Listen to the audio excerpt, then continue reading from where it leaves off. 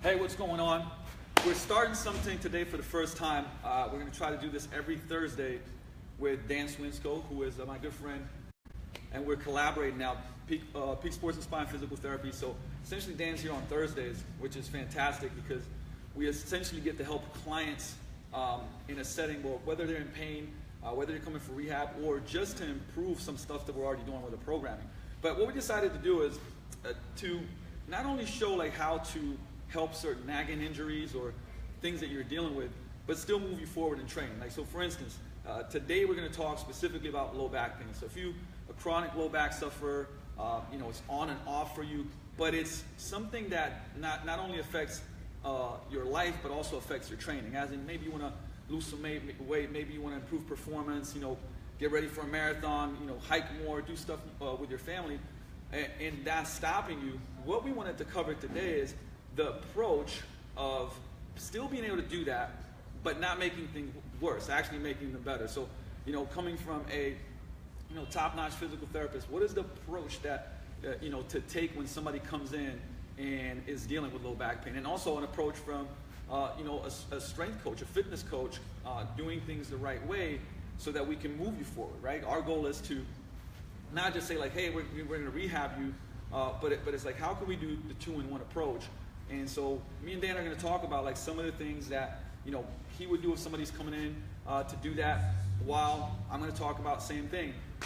What would we do to move somebody forward? Not just say like, hey, you got low back pain, just go home and rest, right? Which is not the best thing to do, right? With low back pain. So what would be, like I said, we don't know who this person is, right? But they come in and they're like, hey, look, Dan, I want to. On a bike, I want to do this. I probably want to lose a little bit of weight, right? But I have some issues with my low back, and it's hurt me. And people are saying just rest, just lay off of it. What approach do you take? Like literally, if you're taking me through this, right? So just so you guys know, number one is always an assessment. Facebook Live, we can't do that. So we're going to throw out some generalities, okay? Yeah. So if you're in agonizing pain, rest makes sense to you for maybe a day or two. After that, you have to get up and move. If you're in really bad pain, movement might be something as simple as walking around your house. But the more you move, the more you'll be able to move, unless you're an off-the-charts, horrible surgical case. But that's not who's going to be watching this podcast. So with that in mind, we're thinking you're a person who's at a gym like Vigor here, and it's not that you can't train, just your back's getting in the way. So that's the person we kind of have in mind. So with that in mind, I want to talk about some things with you and Luka about things that are often neglected or not thought maybe they're that important. And there's one thing that you do 14 to 20,000 times a day, and that's breathing. So if you've never had anybody assess your breathing pattern, now you might be saying, Dan, I'm sitting here watching this, I'm breathing. I don't mean are you getting air in and out of your body. I mean, how are you getting air in and out of your body? It's a movement pattern, and it can be efficient or inefficient.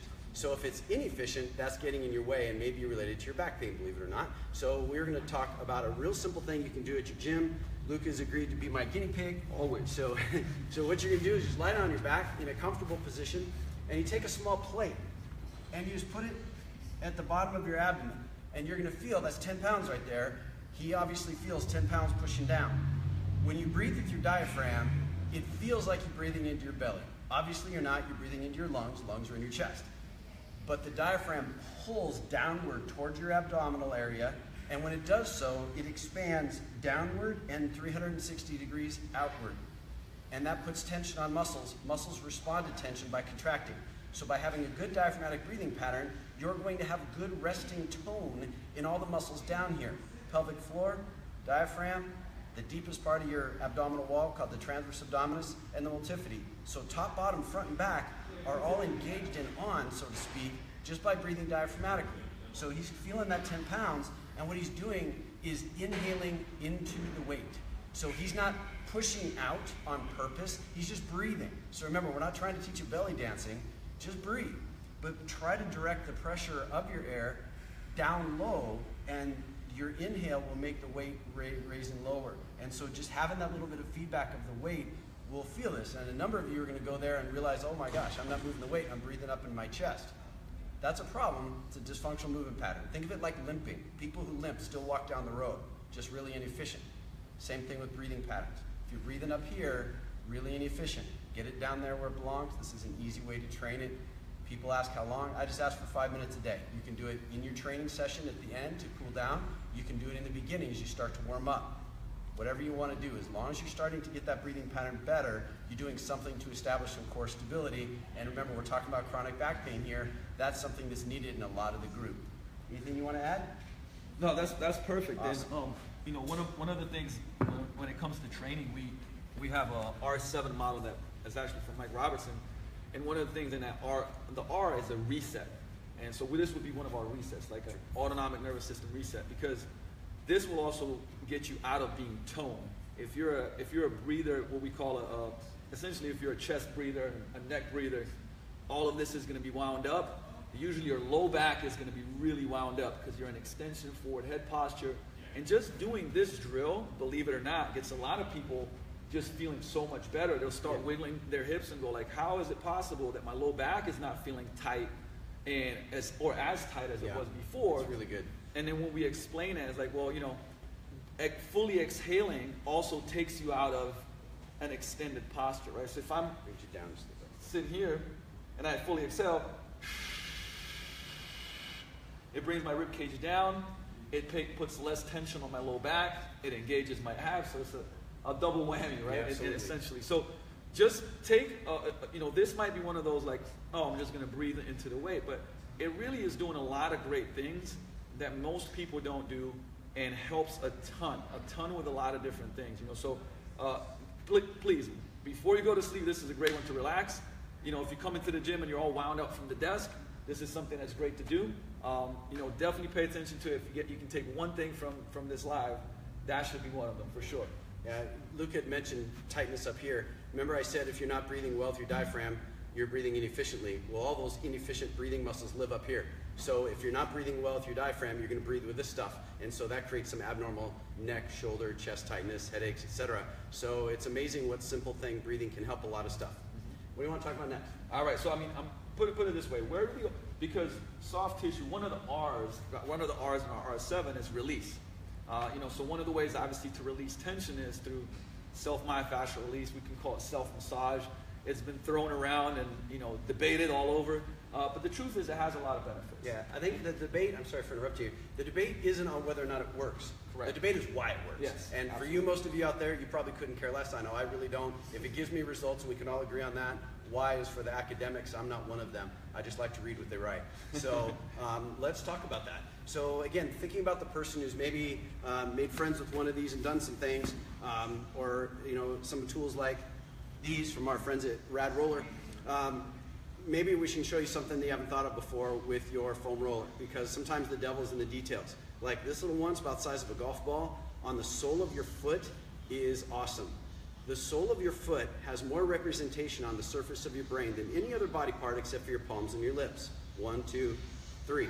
So if you think of your foot as kind of like a sense organ, you can understand where you can get a lot of change in resting muscle tone by this. Now again, if you want to play around, if you're one of those people who's unable to just reach down and touch your toes easily, rub this on the soles of your feet for a couple of minutes each foot and see how much easier it is to touch your toes.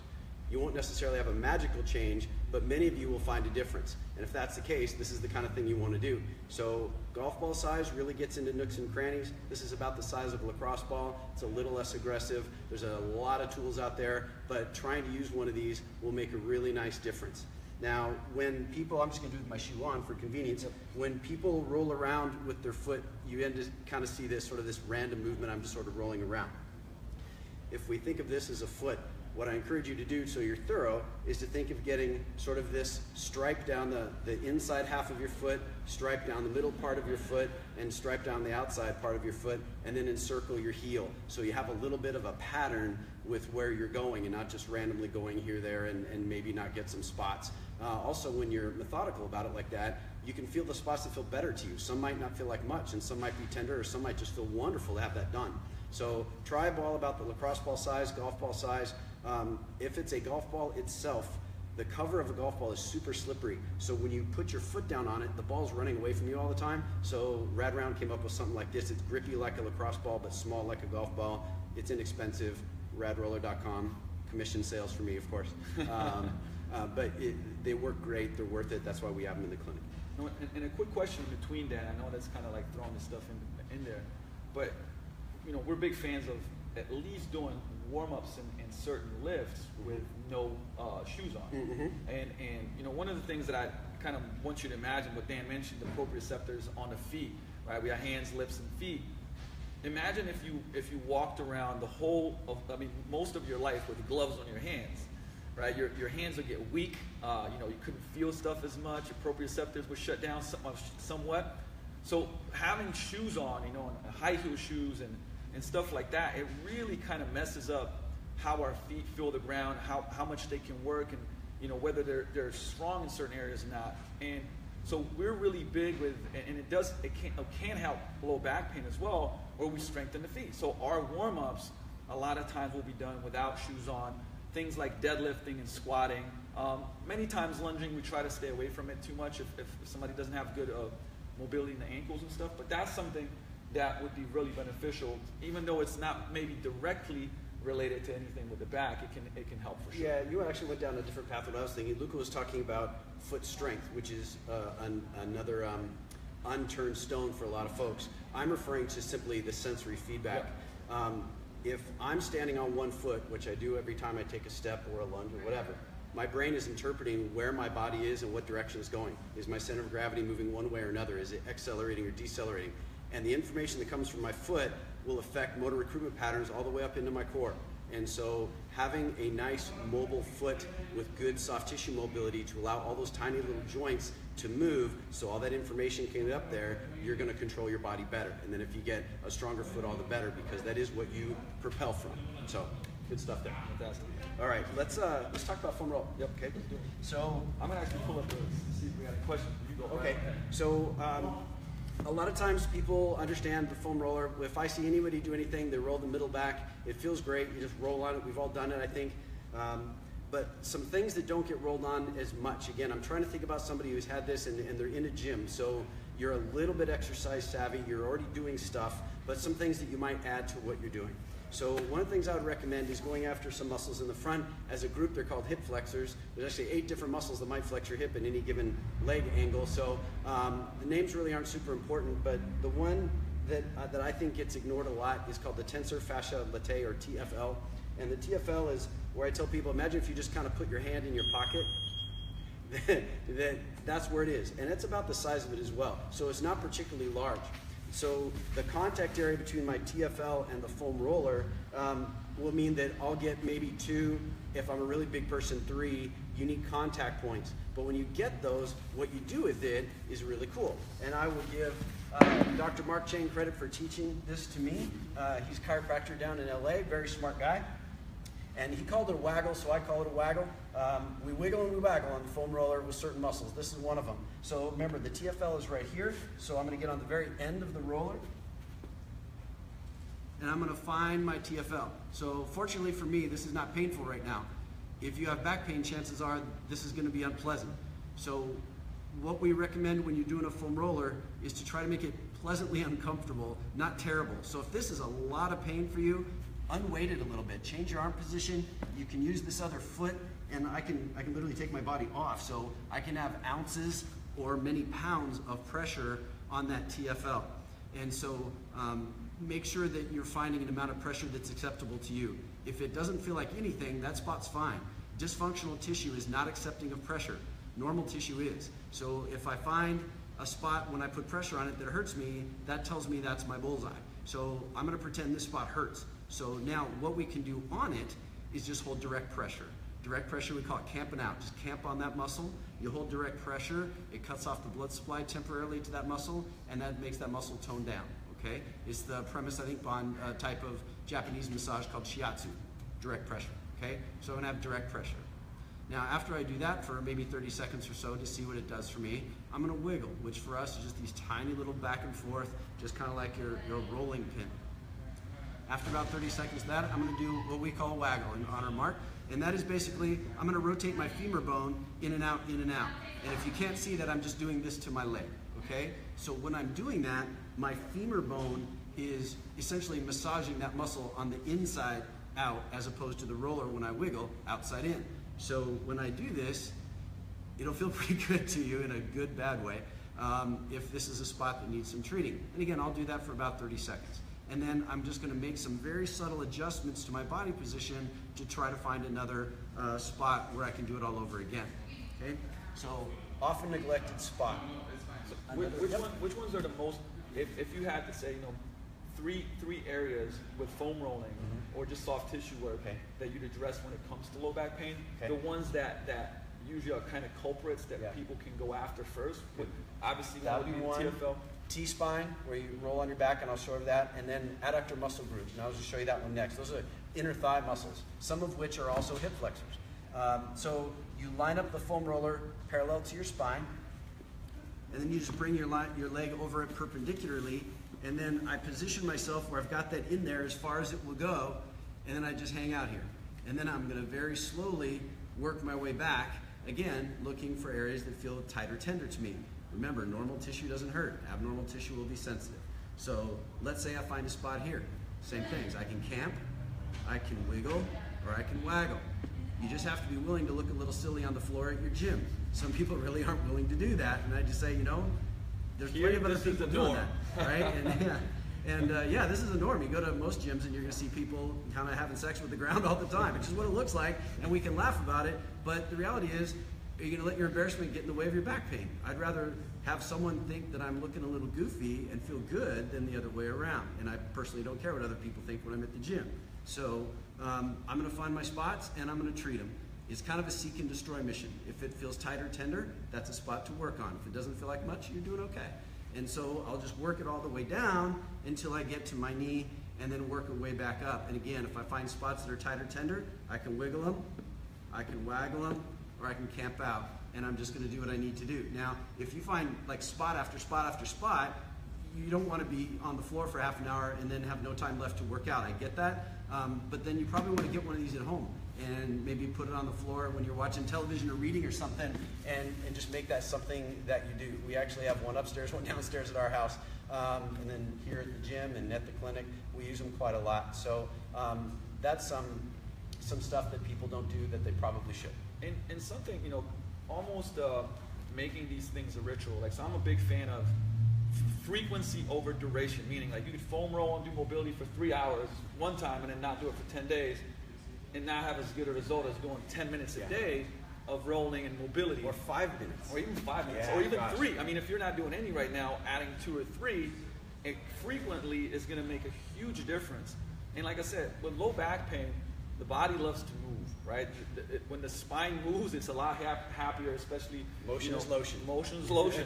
and so with that said, you know, and I've dealt with really, really bad back pain. I've had some really massive back injuries, you know, and one of the things that was so big for me and still continuously is getting up in the morning and what I call 5 minutes of flow. And it turns into sometimes 10 and 15 and whatever, but I start, you know, in my mind, I'm like, I'm just gonna do 5. And the difference between how I feel throughout the day, you know, doing those 5 or 10 minutes, and if I don't, is very, very big, especially if I'm doing it every single day. And, you know, maybe going into a couple of things that, as far as like, what are some movements and motions that we can do? And I really like the developmental approach of, you know, starting from the ground up. And we'll talk a little bit about, you know, things like deadlifting and squatting, somebody that has back pain, and like, when is it okay, what was not okay. But one of the things that I wanted to touch on is, you know, thinking in this way, maybe back, you know, you're standing up and anything here is hurting you and it's a no-go, right? But we can go onto the ground, which is like it's a lot safer for our brain. And I mean, even if we're starting from a position where this is our baby position essentially, and from this baby position, we like to do a lot of different things like dead bugs. And, you know, dead bugs, essentially pushing your low back into the ground, staying down here. We can start with something as simple as just tapping the ground, right? With one side on the other. And, you know, your core is working here. We're creating some stability. We're moving our hips. It's not a lot. But we can progress from here to something more challenging. And exhaling. So these are great movements where, you know, you're most likely going to be able to do it without pain, and we're going to be working things to actually counter it. So we're working for stability of the core, which is sometimes a problem with back pain because the activation of core goes down. So that's, for instance, something that's pretty simple and great that we can work. Second is our quadruped position. So from this position, there's a lot of different things that we can work. I mean, everything from just rocking back, keeping a neutral spine, to doing, once again, core work with bird dogs. And we've coached these to make sure the spine's not moving. To things such as fire hydrants and doing activation of our glutes here. And once again, this is a safer position. And a lot of times, if we just went through all the things that we went through, the breathing, the soft tissue work, lacrosse balls, and then started doing some of these movements that create stability without gravity and threat, as much gravity and threat, people start feeling better. Yeah. And sometimes, I mean, literally the nagging stuff disappears. Like I said, that's not the rule, but a lot of times that's what happens.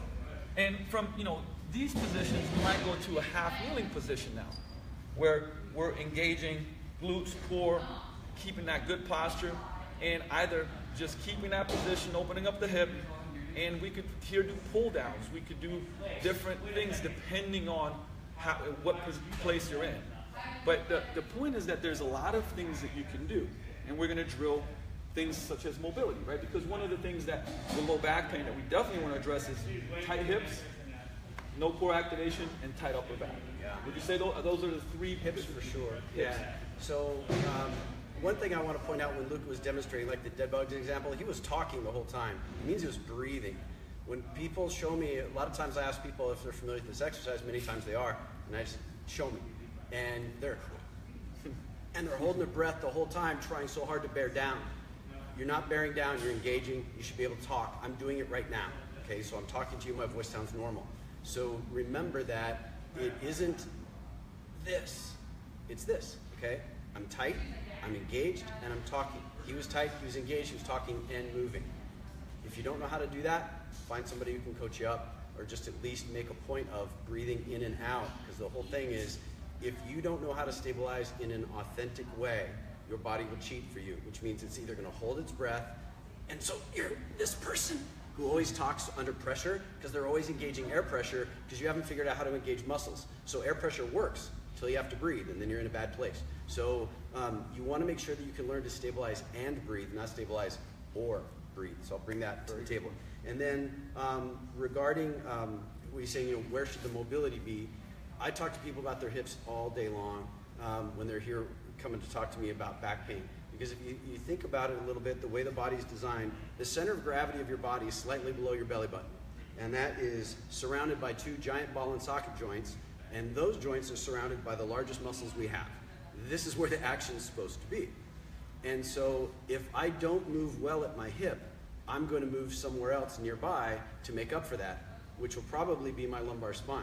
And oh, by the way, that's a body region that's intended to be stable, not intended to be mobile. It can move, just doesn't move very much, but it will move excessively if my hips don't move well at all. And so then that's how you start to end up getting like a bulging disc or something, because the discs in the back are very much like plastic. If you're old enough to remember the days before shredders and you got the new credit card in the mail, you take your old credit card and just start bending it. The first time you try to bend it, it's really stiff, it's hard to do, but after a while it fatigues. And after a while more, it gets soft and it starts to crack and it breaks. Discs are not horrifically different than that. So if I'm not moving well in my hip, I'll be moving in my lumbar spine. And every step you take, every squat rep, every whatever you do, when you don't have a good quality hip movement, you're going to be straining your lower back. So it's kind of in harm's way all the time. So lots of times, we help people with back pain. We never touch the back. We spend a ton of time on their hips, and all of a sudden they move where they're supposed to. This feels better, and they're happy little campers. So hip flexibility is huge. Because things of, I think the best example is when we look at a hinge, right? So picking stuff up off the floor, yeah. Whether I can do it moving from my hips because I have that mobility and I'm using my hips, my core is tight, or I'm doing this. Right. Now, the thing is, and that's okay, but once we start loading it over and over and over again, we start adding weight and your deadlift looks more like this than it does moving from the hips, we start using and wearing and tearing that out because every tissue has what's called a threshold, right? You wear it out and it breaks and tears. something is going to happen. So we want to build resilience in the body and mobility so that we can move from the right areas and endure these things: life, training, kids, sports, kids, all of these important things for that matter in our world. And so because we could definitely like go down a rabbit hole here. One thing that I wanted to kind of finish off today with is, you know, can people that are having nagging low back pain train things like squats, lunges, and deadlifts? Yeah, I'm glad you brought that up. First, your thought process on that. Yeah, sure. So there's so many different ways that you can squat and deadlift. And deadlift, I have pretty much all my back pain patients deadlifting. The funnest ones are the ones who are like maybe 70, 80 years old and they've never heard of it, and it's called a deadlift, so it doesn't have a very, you know, friendly sounding name, right? In the first place, and they just start realizing how strong they are. And so absolutely you want to deadlift, assuming you've got some amount of mobility. Again, I'm talking to the person who's already at the gym, not the person who's dying of back pain. So if you have some ability to be getting in and out of your car, going to work and coming to the gym, I'm talking to you. You can most definitely deadlift. Now keep in mind that your facility may not have literally everything like this facility does, but even if you just had, where'd it go? A kettlebell, okay? If I've got a kettlebell, this is actually the first hinge I show my patients. Yep. I bring it off the ground because I want to make it easy and not intimidating for them. So we have this here. Plates, boards. But it can be whatever you've got to bring it off the ground, okay? I'm going to line it up so that the handle is in between my shins. People always think this is in between their shins. That is in front. I want it there because I want them to encourage them to really hinge back into their hips and have to reach back there to get to the handle, okay? It's not that your knees don't bend, they just bend sort of as an afterthought. It's very hip-centric. So I'm going to hinge down, get my kettlebell, and if I can get this position comfortably, I'm going to let them come up. Once they can do that, then we've got the choice of do we make it heavier or do we make it closer to the ground. If you've got it up on something and that's not any challenge to you whatsoever from a distance mobility point of view, then go ahead and give it a go from the floor. It's in between there, I hinge there, my back is straight. If I can reach this comfortably, I can deadlift it from here. If I can't reach that comfortably, I deadlift it from as high as it needs to be. Because if this was really high, I mean, I could deadlift from here. This is better than nothing, because if I'm deadlifting from here, day after day, pretty soon I'm deadlifting from here. You have no choice but to get better if you're doing that, and assuming you're not making anything bothered. Again, we didn't assess you, but that's where we start. Now, you might have a couple of dumbbells with you, and you can do the same thing. This is referred to as a suitcase deadlift. Dumbbell in each hand, I hinge the exact same way. It's just the dumbbells are outside my hands instead of the kettlebell in between. If I've got a straight bar, I can do a conventional deadlift. I can come out here and have my hands in between my knees and lift it like this. That's referred to as sumo. You might have a trap bar, which is shaped like a trapezius. You stand in the center of it, and the handles are here, and it's no different than what I showed you with the dumbbells. It just happens to be a bar that you put plates on. Again, you can bring those plates up, use what you've got, right? And a couple of things, because there's a lot of, you even mentioned a lot of different forms of how we can deadlift. We can shorten the range of motion, right? So instead of going from the floor, which is tough from a lot of people, they might go from, you know, mid-shin, below knees. Yep. We can find a better center of gravity, so instead of the bar in front, we can go trap bar on the side or kettlebell right here, which gives you more space. And the other thing too is, what I think is a big thing is that a lot of people have not learned how to create tension in good position. So the thing is, you know, you could be doing a deadlift and saying, this doesn't feel good. I'm feeling a nagging injury or a nagging pain. But at the same time, like you haven't learned to create tension. So ripping the bar apart, taking a big breath into your belly that we talked about earlier, creating stability, right?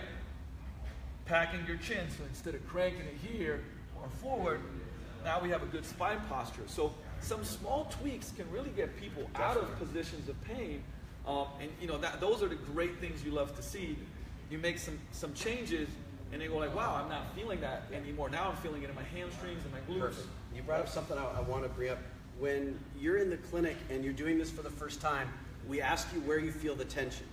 Okay, you want to feel it in your butt and hamstring area, basically the part that sits on the chair. That should be working. And I don't mean tension in a symptomatic way. I mean tension like you feel muscles engaged. So when I hinge back like this, I feel it there, but if I come more like that, now I feel it in my knees. Push my knees back, more in my hamstring. Now I feel it in my back, right? So just how I align my body geometry will make a difference. So make sure that before you accept the weight, you feel it right there. Another thing you talked about was getting tight. One of the cues we like to get, you stand forward, is I'll just put my fingers in the person's armpits, they squish my fingers. See what he just did there? His shoulders went straight down. That's because he just locked in his lats. Your lats are the great linkage between the weight that you're lifting and the muscles that are lifting it for you. So lock those babies down, lift your weight, and you'd be amazed.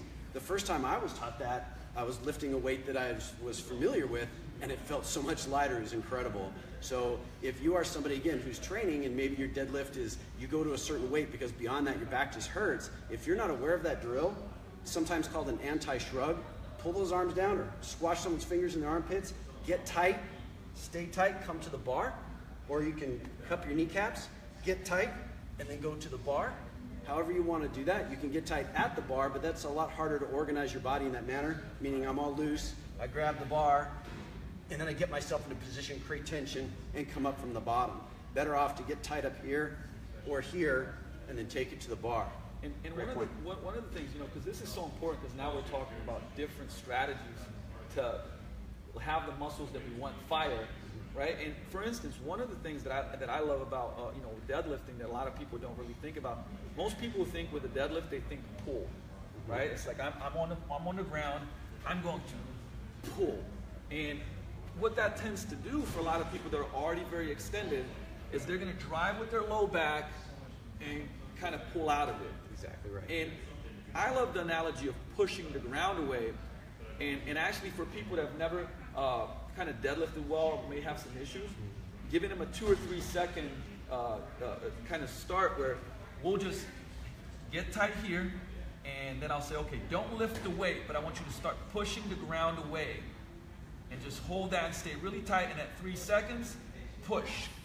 Now all of a sudden, they're feeling their hamstrings and their glutes, because neurally when I think push, I'm activating legs. When I think pull, a lot of times I'm starting with my low back, especially for people that haven't got that motion down yet. Yeah, for sure. Your purposeful intent, what you're thinking about, will change how you move. Absolutely. And that's what he's talking about. So rather than thinking pull up, where you might think about pulling it with your arms or pull it with your back, feet through the ground.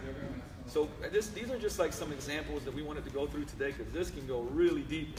But the point of it is that like you have a lot more control of the nagging stuff that's going on than you think. So pretty much, if you're waking up, and in the evening, and during the day, you're doing your breathing drills, you're spending some time rolling, you're doing your mobility drills and opening up your hips, and you're practicing with intent your hinge, whether it's just from here, whether it's from a little bit lower, whether it's with a different implement, you're going to get better at it, and you're going to activate the right muscles, turn off some stuff that maybe shouldn't be on as much, and you'd be surprised at like how much you can do, and that you can actually train hard while improving low back pain. Yep, absolutely. And think about it outside the gym as well. So that's how you pick up the kid. That's how you get the bag of dog food out of the garage. It's the same move. Deadlift isn't just an exercise in the gym, it's how humans efficiently pick things up. And so be an efficient human and use that hinge pattern. So this is the perfect example. We're going to keep bringing you guys, and like, look, always, ask questions. We want to kind of answer a lot of you guys' questions that are dealing with things. And like I said, our focus is going to be how can you get back to doing things at the highest level, whatever that is for you, right? Whatever that matters, whether it's sports, whether it's being able to play with the kids, whether it's just getting out of pain. And I know for me, when I was, I played professional sports at the highest levels. And when I was very hurt, all I wanted to do was get out of pain and be able to do basic things like bend over and tie my shoes and go for a little hike, right? And so if that's the first stage, then that's what we'll work to. And if the stage is, hey, I want to improve performance because this is slowing me down, then that's the goal. And we're going to start addressing this more and more and just talking about it and answering you guys' questions, because we believe this is the future of essentially physical therapy and fitness. Is collaboration, is working together hand in hand and being able to constantly ask, so for the benefit of the client, because our mission is to help the client get the results and then some as soon as possible, and then learn these skill sets for life so that there's no reverting back, and you actually have you feel better, you move better, you perform better, you look better, and it's because of learning these skill sets. Absolutely. Yeah, so send in any questions. If we can do this directly from a question that you have, then it'll be specific to somebody. Otherwise, we have to talk in generality. Absolutely.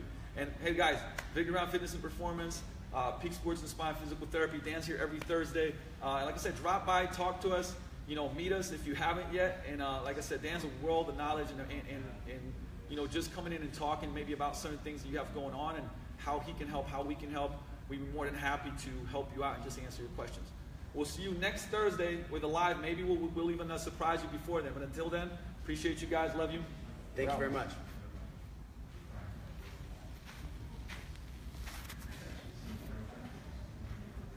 Good job, dude.